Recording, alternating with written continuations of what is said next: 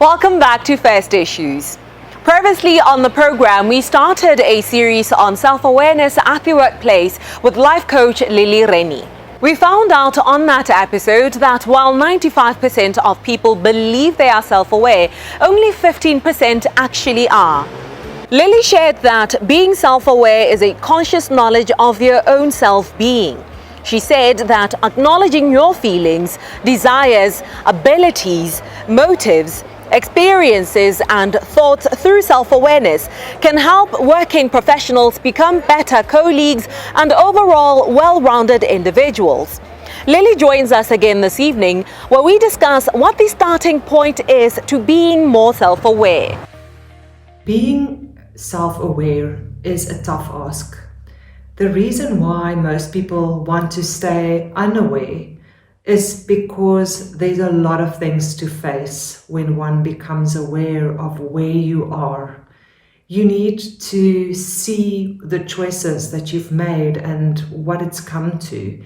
And many times that is very difficult to do because we might be in situations that we really don't want to be in, or we are in situations that we don't know how to get out of.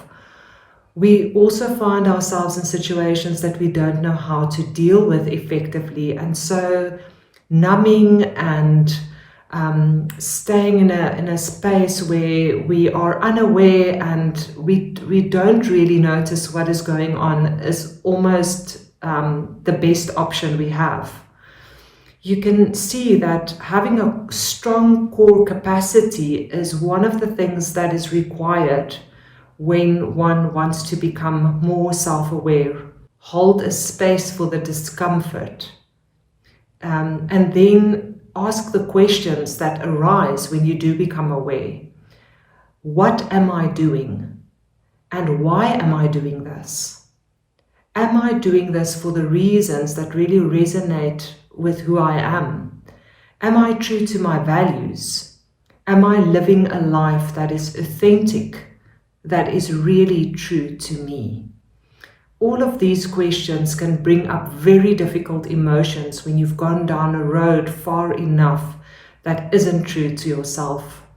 And to be able to recognize what is going on and to turn that around is sometimes a difficult task.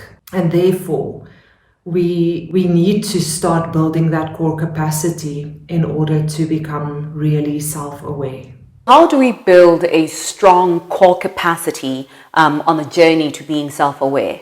Building a strong core capacity where I'm able to really hold what I see in the mirror, and especially when it's ugly and it's not nice to see, is something that is very important to be able to really be self-aware.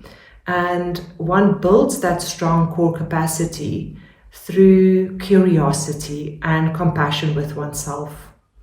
What happens when I'm compassionate with myself is that I'm able to see what I do wrong. I'm able to see what I do that is not that acceptable to me. And when I'm compassionate with myself around that, I say, yes, it happened. Or yes, you just did that. You were rude to that person. But I want to really stand still and just find out what is happening for you. This needs to be done without any judgment.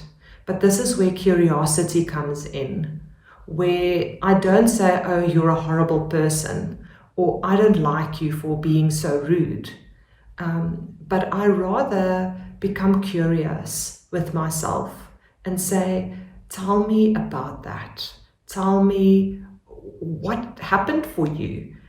What led up to you being so rude? And what was the context that it happened in?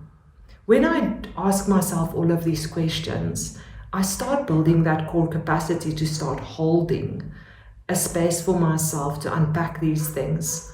I see that it's not so much about me, but it is about everything that's come together to give me the results that I got.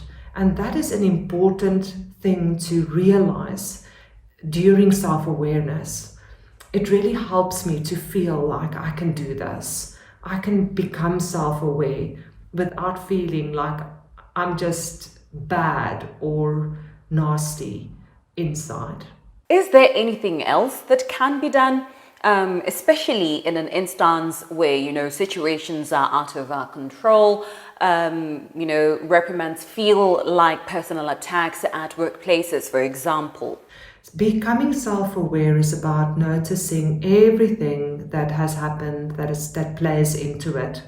Sometimes my upbringing, the way that I've been taught, all of those things play a role, and I need to become self-aware of those things if I need to change my behavior.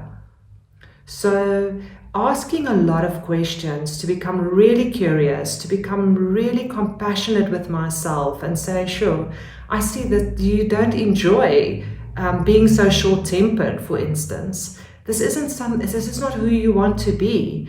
Let's just become curious about this and let's see it as it's not personal.